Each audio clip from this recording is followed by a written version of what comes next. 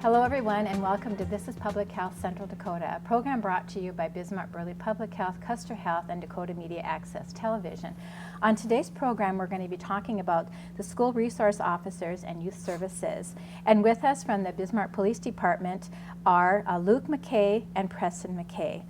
Thank you, gentlemen, for joining us. We have a lot of really good information to cover, so before we start with the information, I'd like to talk just a little bit about the two of you and some of your credentials. So if you just give me a quick minute, okay. I'll let our viewing audience know who we're visiting with today. Sure thing.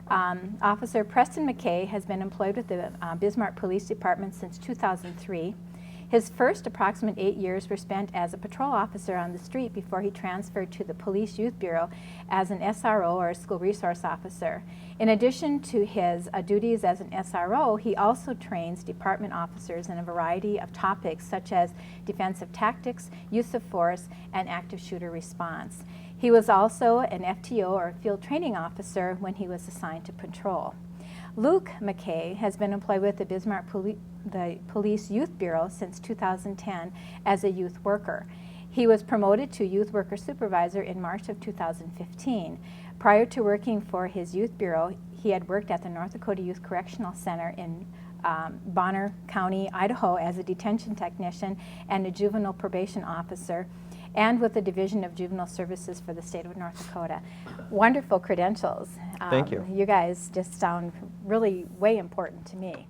Appreciate that. So we have, again, a lot of information to cover. So let's go ahead and we'll start with the school resource officer questions for Preston. Preston, what is a school resource officer, and can you describe for us what your role is? Basically, the school resource officer is really broken down into kind of 4 sections. The first one is always going to be the safety and security of the students and the staff. We want to make sure that when the kids come to school, that of course they're safe.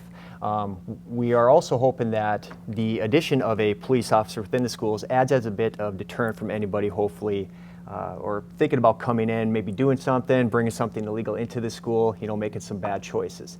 We do a lot of things regarding education as well. We will present to the classes, we'll present to the staff, to the faculty regarding just a variety of topics. There's so many, it'd probably be very hard to list them all, to be honest with you. And then, just because of the nature of our job, there always might be that time where we might have to do some enforcement, such as actually having to, hold somebody accountable for their actions from a law enforcement standpoint. The position itself is also just a really great tool to be able to get in and talk with the kids, to break down that barrier that a lot of people seem to have between law enforcement and youth. Even when I was a kid, you sometimes had that mindset that the cops, all they do is arrest people, and they're bad and all that stuff. And even in light of all the stuff that's been going on in the country these last couple of years, these high-profile cases that are going on, where you see a lot of negativity and people having a lot of mistrust with law enforcement. Sure. It's really great to get into the schools, to talk to these kids, show them that we are ultimately there to help them. Sure. I still think of law enforcement officers as Andy Griffith. Very friendly, very smart, and very subtly there to make sure that you're safe. That's a pretty good analogy. Yeah, the media hasn't tainted my view of law enforcement Well, I yet. appreciate that. So how many SROs are in the Bismarck school system, and does every school have one? Well, currently what we have is we have 6 SROs within the school system. 5 of them are actually assigned to the Bismarck public school system. One of them is actually then assigned to the parochial schools, such as St. Mary's and Shiloh Christian. Now, the high schools will have a SRO that is assigned as what is called a primary SRO, which basically means that is their pretty much school that they stay and spend a lot of their time doing. We also have secondary schools, and a lot of those are middle schools.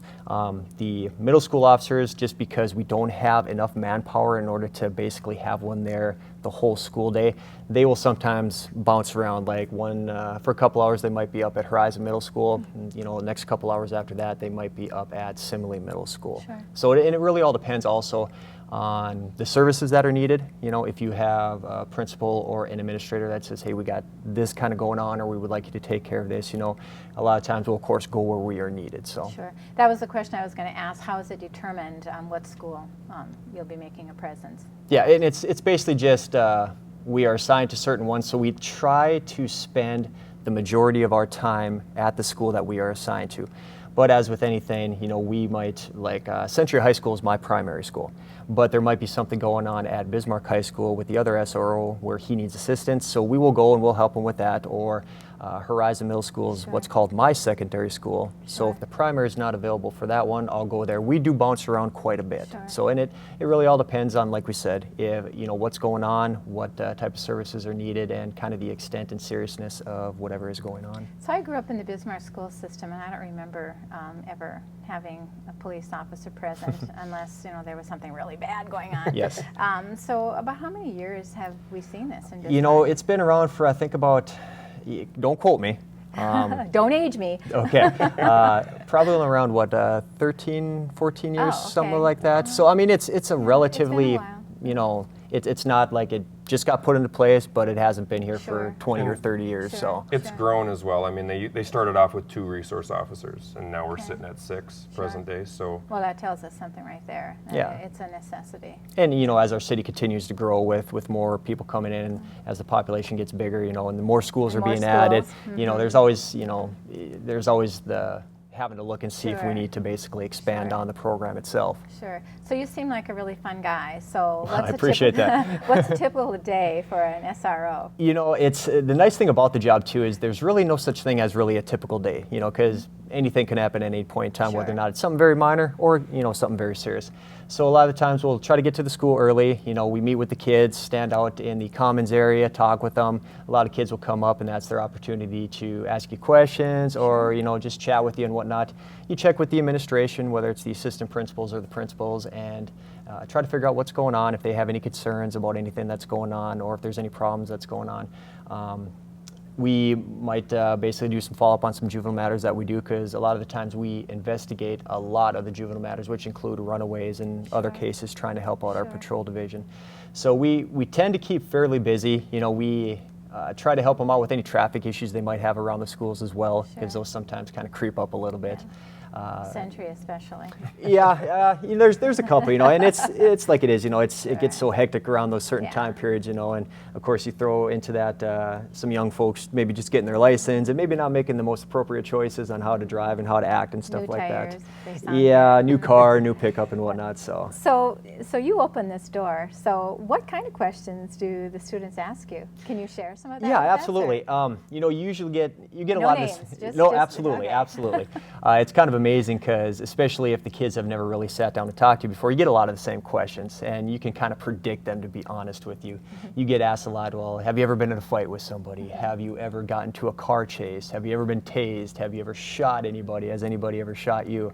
And I really do enjoy answering all of those particular questions because it's a real good way to have a little fun with them, joke with them, and let them see you as not just a police officer, because a lot of the times people see a police officer and they think of the uniform and they think of the badge and all the tools and all that stuff. And there might be that hesitation to come up and talk with them, where being dressed similar to this right here and starting that dialogue with them, it's a great icebreaker, and it opens up a lot of other questions that they would have, which could pertain to anything dealing with a criminal matter. Anything dealing with, well, this happened to a family member of mine. What can happen with this? We talked a little bit real briefly about the incidents like in Ferguson and Baltimore, New York. When those started to come out, I was seeing a lot of questions from the students regarding that, and it's great to be able to sit down and say, well, let's really sit back and look at this, because a lot of the problem that we have that happens is people kind of make a rush to judgment with very limited information, and with the background of doing the training in our particular department for use of force and things of that nature, I think it gives me a pretty good perspective on being able to educate the kids on, well, you know, we got to look at this and we got to look at this and we got to look at this. And it's great because you could have possibly a student who says, well, you know, I think the cop did wrong here. And I said, well, okay, let's look at it this particular way, you know. And whether or not it changes their opinion or not is, of course, completely up to them. They're allowed to have that. But it's just great to give them that education piece to be able to, you know, help them make an informed decision about what they see. And the important thing is that they do come to you with those questions. Correct. And they view you as a subject matter expert and seek your input as an authority. So I think, you know, that's very important. They're willing to do that. So any other types of questions from students? Otherwise, parents, do they ask you questions? You know, yeah, you'll get parents that come up every now and then and ask you questions. A lot of it can pertain to the school safety aspect. You know, can you kind of tell me what it is you have in regards to school safety? And we'll let them know as much as we can, because of course we basically don't want to let the cat out of the bag on how we would do certain things in certain types of situations, just as a tactical point. You get a lot of questions, especially from the new parents that are coming in, maybe transferring into the district, regarding, well, you know, what is this SRO program? We didn't have anything like that back in our school. So it's a good opportunity to let them know what's up with that. In regards to like staff and teachers and stuff like that, you know, there are some questions that they have on, you know, what kind of can they do as just a teacher if a situation presents itself, you know, whether or not it's, you know, can you, you know, if we have to restrain a kid, really what can we do as basically a civilian? Or they bring a lot of the safety questions in as well. And, you know, those are a lot of the basic questions that we do get. And every now and then you get some pretty oddball ones. I've heard quite a few doozies in my day, to be honest with you, and they make you laugh and giggle. But it's great because one of the best presentations that I've ever given myself, it's kind of like an Ask a Cop, where the students will write down a question or a set of questions the day prior to me coming in. And they don't have to put any names or anything like that. It's basically anything you'd ever want to ask a police officer, but we're kind of afraid to. That's a great concept. It is. And those, you get some pretty hilarious ones, but once again, that's great because you can kind of laugh about it, you know, but it really facilitates an open dialogue. And I've had ones where it starts out with what people may consider kind of a silly question or something that maybe somebody asked as a joke, but it ends up basically expanding into something that is really good, you know. And it's so much easier and better for not only myself and the students, you know, but for everybody, honestly, when, you know, if I'm just standing up there and I'm giving a presentation off of a PowerPoint or something like that, you know, it's very easy for them maybe to get a little bit disengaged, where when you're interactive with them, it opens up so much dialogue, and we have a great time with it. And I've always had good feedback and good comments from the students as well as the staff. So I definitely love that aspect. Do you get questions with regard to school shooter incidents? I'm asking that because I was going to ask a follow-up question, and you can maybe think about it. In your role as an SRO, do you participate in school exercises that involve either sheltering in place or evacuating? It could be a school shooter, it could be you know, any type of a disaster, and do you play a role in that? Yeah, we work really closely with the school board and the school administration and all that regarding lockdown drills, best practices, best policies, shelter in place.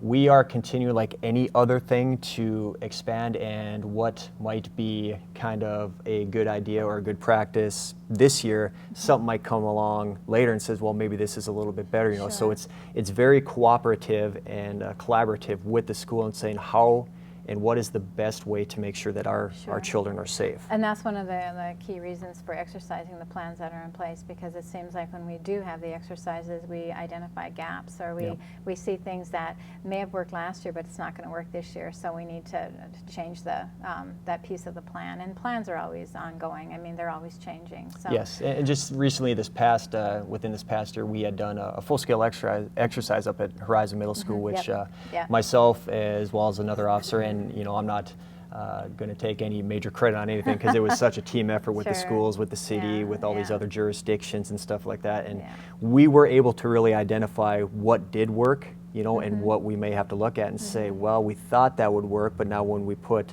you know, the theory into practice, we might need to tweak that a little bit. And it was a great exercise. We had great feedback on it. We learned a lot.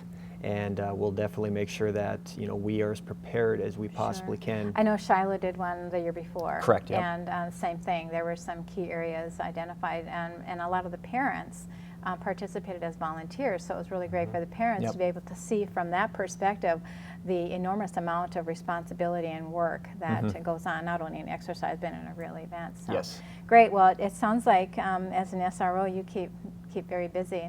I try to, and it's a great job. It's a it good really thing is. it keeps you out of trouble. Yes. Keeping busy. So we're going to switch gears, unless there's something else that you wanted to add about your role that we haven't covered. Not that I can think of right now, I'm pretty sure. And we can come back if we need to. Absolutely. But I did want to be able to talk just a little bit with Luke about the Police Youth Bureau involvement that you have. So if you could just describe to us what the partner and referral role with the Bismarck Police Youth Services is. Okay, so we've got the school resource officers in the school, and they are obviously sworn police officers that have been through all the training.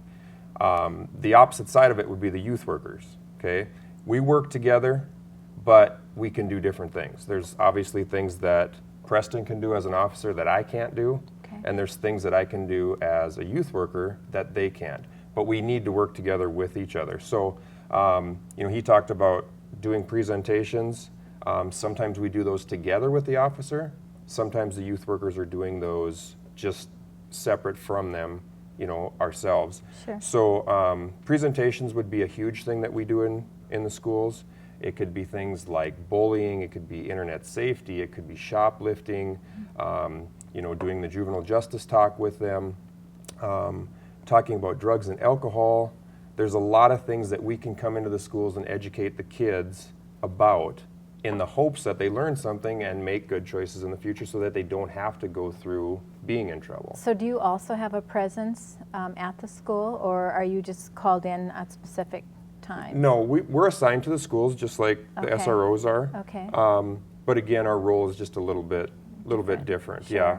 Other things that we would do at times, schools may call us for mediations. Let's say a couple kids get into a little squabble and it's some pushing and some shoving and some talking, but it doesn't really amount to anything. They don't want the kids to get into trouble for that, but they Sure. don't want it to go any further either. Sure. So that's a good point for them to call one of us as youth workers and say, can you come in and do a mediation between these two? And then we sit down and we give them each a chance to talk respectfully like adults, and we come up with an agreement that nothing else is going to happen, so that hopefully the school doesn't have to worry about that, calling one of the SROs back in because there is something physical Sure. where maybe a citation would have to be issued. Do you see any incidents that involve, I think we call it cyberbullying, but trash talking on social media like Facebook, and is that something that you also use as an opportunity to teach? Absolutely. That's probably, if you had to ask what is the most needed information for kids today in school, it's internet safety, it's... Are girls worse than boys? they're It equal. seems like girls just trash talk on Facebook so bad. I think girls just basically, they hold the grudge a little bit longer Sure, than boys, but it's pretty sure. equal. I mean, with the Facebooks, the Twitters, the Instagrams, all that stuff, with Sure. the cell phones. Yeah, we do see and have seen a definite increase in cases such as that, whether or not it is the cyberbullying or the name calling or even the threatening. Even, unfortunately, sometimes we run across kids sending inappropriate pictures of themselves to other people or receiving inappropriate pictures. So that's definitely a struggle that we Sure. are definitely fighting. Yeah, it's nice that you're there and that you're familiar with it, and hopefully can deal with it and just have some really good opportunities to teach. I mean, at that age especially, they Yep. have to learn. And they Because if don't they're going to do it in school, they're going to do it in the office when Yeah. they get a job. And a lot of them don't understand what kind of consequences there are for them yeah, if they do yeah. that. I mean, Yeah, they see it as obvious- just teasing, not as... Well, Yep. or, a lot of them, it's an open book. Sure. I mean, they throw it out there for the world to see, which, for them, they think is normal. But, like Preston said, when it gets to a point where there's nude pictures and things, now you're talking about felony citations, Yeah. and that's big time Yeah, consequences. or even worse, when you're talking about somebody wanted to commit suicide because someone thinks you're ugly and you should do it. Sure, That's a horrible thing. talking to them about sexual predators, Yeah, as yeah. something as simple as a username. Yeah. If you're trying to pretend to be someone that you're really not by your Yeah. username, they might pick up on that, and that's an Yeah. opportunity for them to go, that's who I want to try to get in contact with, and they don't understand that. Yeah, it's sad that we have to go there, but Right. unfortunately, you're right. They don't understand. To them, this is a game, or this Sure. is just something fun to do. Can you tell us a little bit about some of the services that you do outside of the school Sure. through the youth workers? Sure. We get referrals from juvenile court. Okay, so we do casework with kids and with families. What that would look like is juvenile court says this case is diverted to you. We'd bring the family in. We'd do an intake appointment with them. We'd gather information from them and try to figure out what is needed with this family and with this youth to make sure that the problems stop. Okay, it could be real simple suggestions and recommendations, and it could be real complex things. I mean, we could take a kid that comes in on a drug or alcohol offense and say, we would like you to complete a drug and alcohol awareness class so that you can learn more about the dangers of using drugs and alcohol. Or we could come out of it and say, Mom and Dad, we are really recommending that you go get an evaluation for your son or daughter, because what we're hearing is something that it can be addressed by us, but we need some more professional help along with it. So we've got the casework. One of the things that we've added within the last couple years is to do evidence-based classes to try to bring kids in and to learn from each other how to change their behaviors, how to understand how their behaviors affect them. The cool part about that class is, as facilitators of the class, you really aren't lecturing the kids. What you're doing is you're bringing them in, you're facilitating the class so that kids give their peers advice. Okay, we do it through role plays, we do it through fun activities. I mean, a lot of times the kids are laughing and they're having a good time. They don't even know they're learning anything. And then we kind of step back and we say, okay, do you remember when this happened? What did that mean for you? Sure. And then they explain, and if they have some sort of statement or comment that isn't particularly a good comment, that's when their peers will step up and say, why would you do that? Or why would you think that? Yeah. You should have done this instead. Because obviously, they're going to learn from their peers more than they would someone like us telling them Or what they'll to pay do. attention more to their peers. Right. Yes. So outside of the casework and the evidence-based classes, we do some mentoring, okay? In the summers, we're not in the schools, so we've got a little more time. So we've done things, taking kids golfing. We've done things like doing crafts. We've taken them bowling. Every year, we have the Cops and Kids Fishing Derby. And I think we have some slides that we can put up on the screen with some of the activities that you're doing as you're talking about them.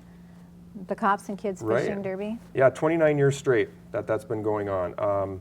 It's an excellent event where we are basically looking for kids that are either at risk or maybe they just don't have the financial means to be able to go out and fish. Sure. Sometimes the school counselors will give those referrals to us. Sometimes it's kids that we've worked with. Juvenile court could have those kids.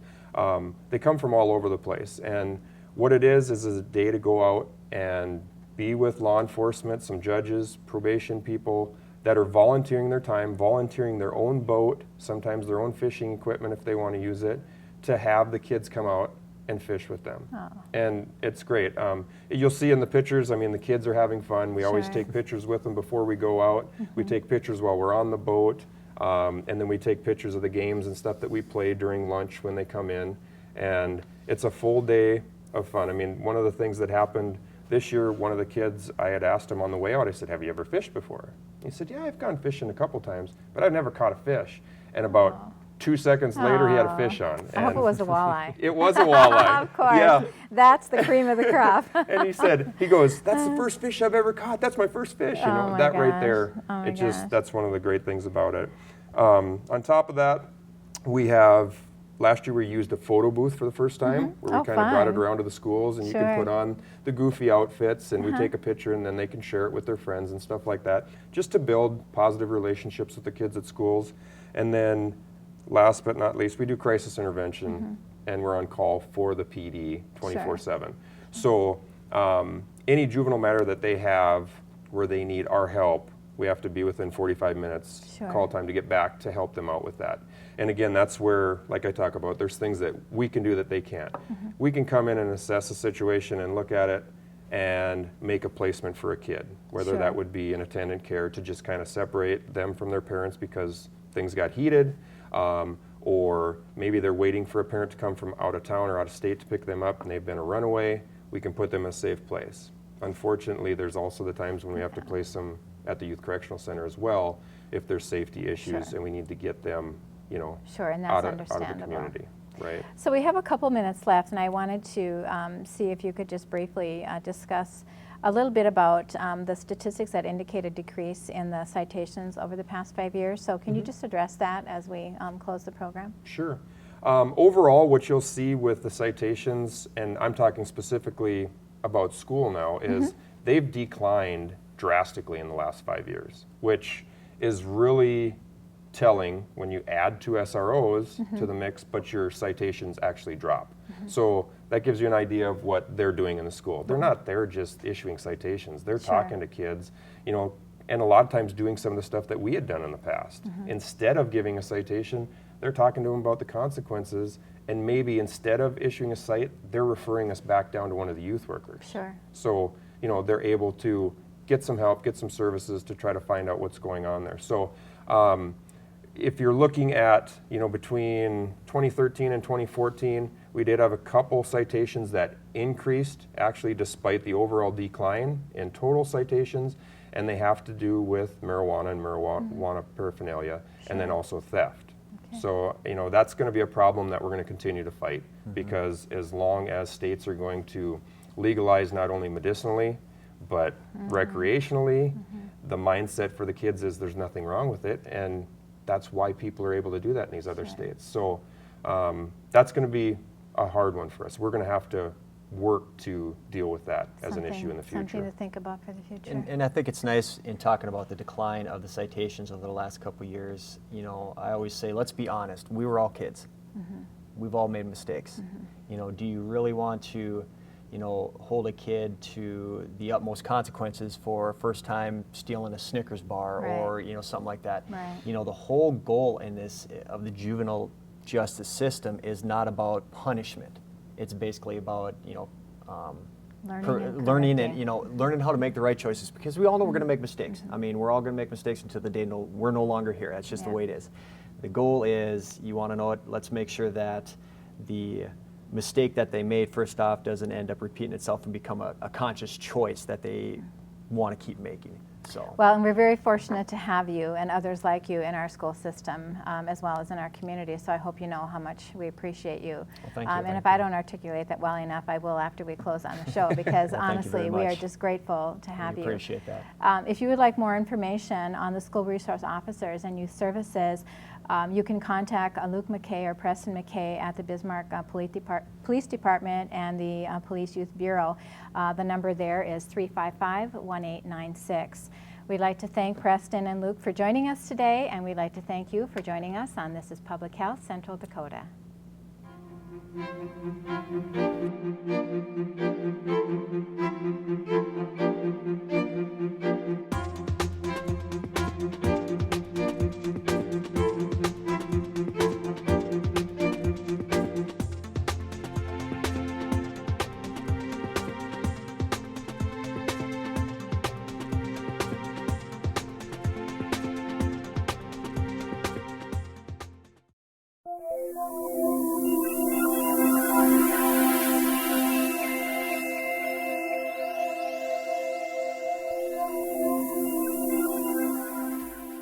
To view this program again, go to freetv.org or watch on Community Access Television. To order a copy, go to info@freetv.org or call 258-8767.